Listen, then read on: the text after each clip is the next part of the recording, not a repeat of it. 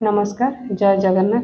आज बनेबा मदरंगा शाग को नहीं गोटे रेसिपी ता भी आप मदरंगा शाग राई बनई किंतु भेज रे बनई। आज बनेबा चिंगुड़ी माछ को लेकिन मदरंगा शाग गोटे रेसिपी आपण मानक स्वागत करछि देसी फूड कोर्ट ओडिशा को।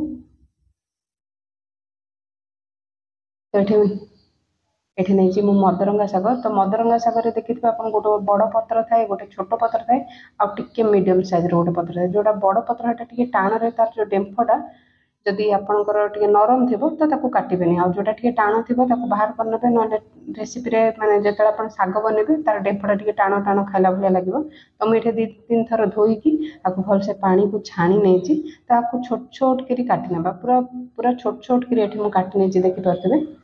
तो एमती छोट छोट काटी नेबे तो रेसिपीटा बहुत बढ़िया लगे और जल्दी भी सीझीज और शाग खाइबा को भी भल लगे। तो मुझे सब शाग को एमती छोट छोट काटी नहीं। तो मुझे शागर पकाइबाई नहीं गोटे बड़ साइज बैगण को छोट छोट काटिक नहीं छोट खंडे कखार को छोट छोट काटिक नहीं दीटा मीडियम साइज आलू को छोट छोट काटिक नहीं। तो आप शागर क्वांटिटी टी अधिका अच्छी तो मो परिबा एठी कम पकईची। तो चलतु शाग को रखा साइड रे गोटे मसला बनई ना।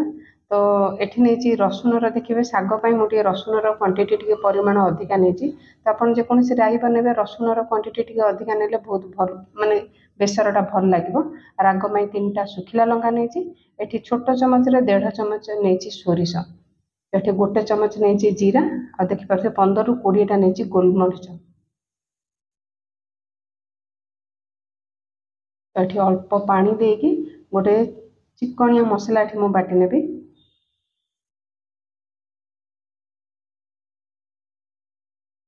तो जदि मसलाटा चिकन होगी बाटी होनी तो अल्प पानी देकी टिके गोलेकी रखी दिंतु तो तले खदड़ा अंश रही। मुझे नहीं सोरिष तेल गोटे कड़ाई रे बनवाई तो आप चाहिए रिफाइन तेल रे नहीं पारे तो सोरष तेल टे अधिका टेस्ट लगे। तो ये तेल भलसे गरम हो गला अल्प हेंगु देची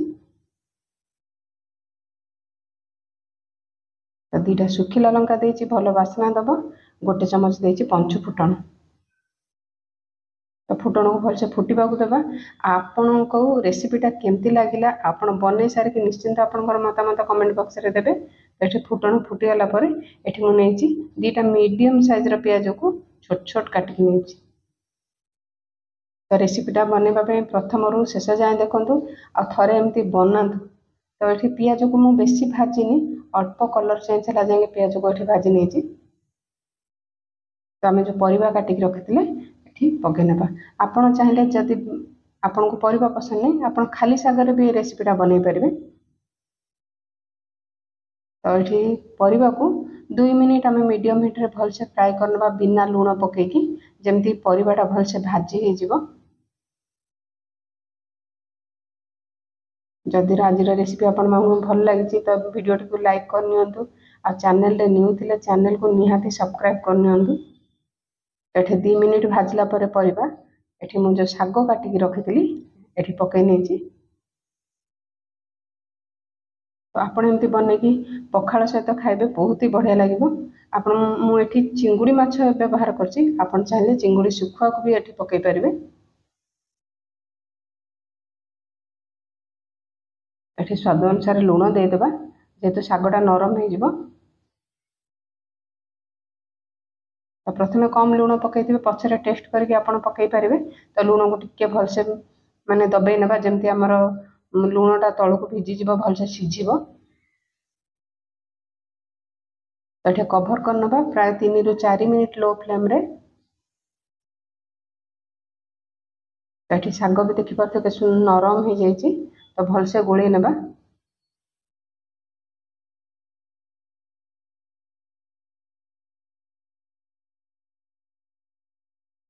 तो आप एमती शाग के बनई कि निश्चिंत कमेंट करके कहे।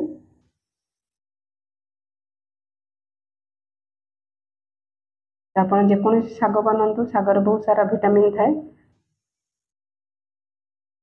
तो आपको जदि नॉनवेज पसंद नहीं तो यही प्रोसेस रे सेम प्रोसेस रे आप सादा भी बनई पारे। ये मुझे 2टा मीडियम साइज टमाटो को छोट छोट काटिक पकई जो मसला बाटी ये मसला को मुझे ऐड कर नहीं। तो शाग परिवा सहित मसला को आउ 2 मिनिट भलसे भाजी नेबा जमती माने सोरिष मसलार कंचा स्मेलटा पळेबो। एठे मो छोट चमच रे 1 चमच हळदी गुंड देछि।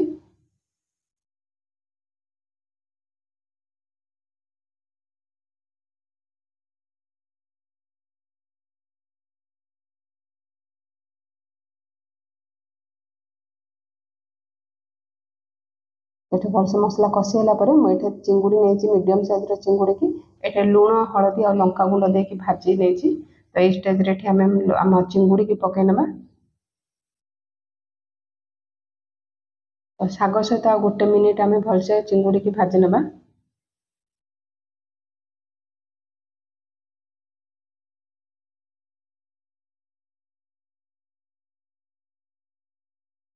तो जो ग्राइंडिंग जार हम मसला बाटी मु धोई के एठी पानी ऐड कर नेछि।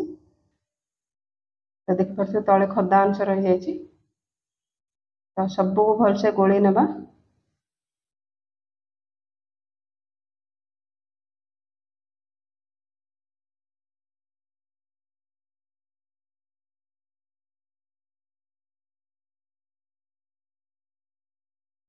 तो एठी 1 मिनिट पई कवर कर नेबा लो फ्लेम रे।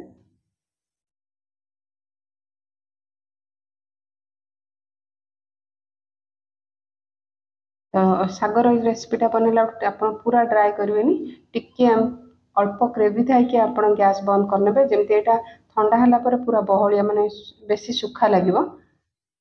तो गैस रे बंद करने तो आप एमती बन कि पखाड़ सहित खाईपर गरम भात सहित खाईपर कि पखाड़ सहित बहुत ही बढ़िया लगे। तो जदि आज रेसिपी आपके भी भल लगी मो चैनल को लाइक शेयर सब्सक्राइब करने को जमारू भूलें। और रेसिपीटा निश्चिंत ट्राए करूँ पुणी आसो गोटे नुआ रेसिपी सहित।